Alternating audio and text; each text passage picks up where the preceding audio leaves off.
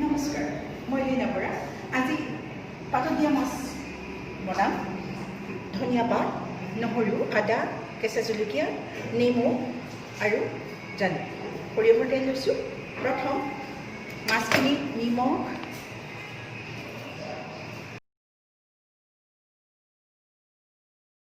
সানি ল'লোঁ। এতিয়া ইয়াত হালধি দিলোঁ আৰু সৰিয়হৰ তেল দিলোঁ। সানি দিওঁ ভালদৰে। মিক্সি ল'লোঁ। ইয়াত এতিয়া ধনিয়া পাতখিনি, নহৰু,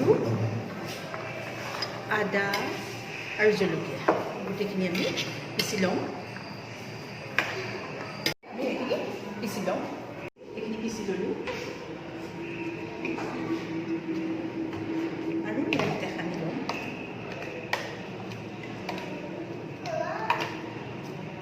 যদি মোৰ ভিডিঅ'টো ভাল লাগে, লাইক কৰিব, কমেণ্ট কৰিব, শ্বেয়াৰ কৰিব, ছাবস্ক্ৰাইব কৰিব আৰু বেল আইকনটো দবাই দিব, যাতে মোৰ নতুন নতুন ভিডিঅ'খিনি আপোনালোকৰ ওচৰত পৰেগৈ।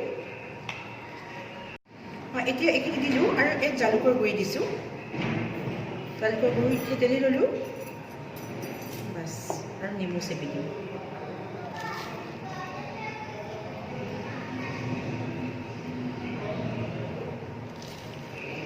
এতিয়া এইখিনি ভালদৰে সানি পেলাম। সানি আপোনাৰ 2 ঘণ্টামান থৈ দিলে যে অতি সোৱাদ ভৰা হয়। এয়া কলপাত ল'লোঁ, অলপ কেৰাহীত সেকি লৈছোঁ আৰু এনেকৈ এতিয়া ভজাই লওঁ। আৰু এপিচ মাছ অকণ ডাঙৰ, সেইকাৰণে আমি জোখটো ইমানটো লওঁ। লৈ এনেকৈ দিলোঁ, দি এপিচ মাছেই ধৰক এনেকৈ দিলোঁ, অলপ জোল লগাই দিলে, পিছত এনেকৈ দিলে, বাছ এনেকৈ দিলে, দি আমি কেৰাহীত ভৰাই যাম। যদি কলপাত কম হয় তেতিয়া আপোনালোকে সূতা এডাল দি মেৰিয়াই দিব পাৰে। আৰু মোৰ এতিয়া বৰ ধুনীয়া কলপাত হৈছে, মই ইয়াত এনেকৈ ৰাখি যাওঁ গোটেইখিনি মাছ। এতিয়া আমি এনেকৈ বান্ধি ল'লোঁ আৰু এনেদৰে ল'লোঁ। এতিয়া কেৰাহীত দি দিলোঁ, গৰম কৰি ল'লোঁ। টাৱাত দিলেও ভাল হয়। আৰু মই এতিয়া এইখিনি এনেকৈ বহুৱাই দিওঁ, এনেদৰে দি ল'লোঁ। আৰু এতিয়া এইখন ঢাকোন মাৰি দিলোঁ। এতিয়া ঢাকোনখন খুলি দিলোঁ আৰু এতিয়া এয়া লুটিয়াই দিম গোটেইখিনি। হাতেৰেও পাৰি,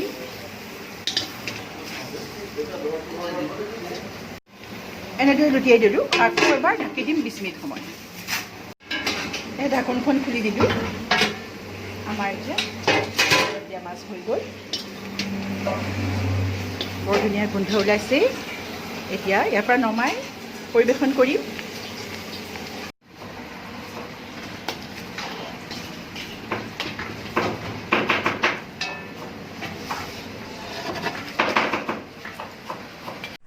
আজি ভাত সাজত আছে এয়া ভাত, ভাজি, মাটি দালি খাৰ, দালি, ঢেকীয়া ভাজি, কচু ভাজি, মাহৰ গুড়া, বেহুৱা, পিটিকা, চাটনি আৰু এয়া মাছৰ পোৰা, কচু ভাজি, ভেন্দি ভাজি, বেঙেনা ফ্ৰাই। আৰু এয়া মই ভিডিঅ'টো দিছোঁ পোৰা মাছৰ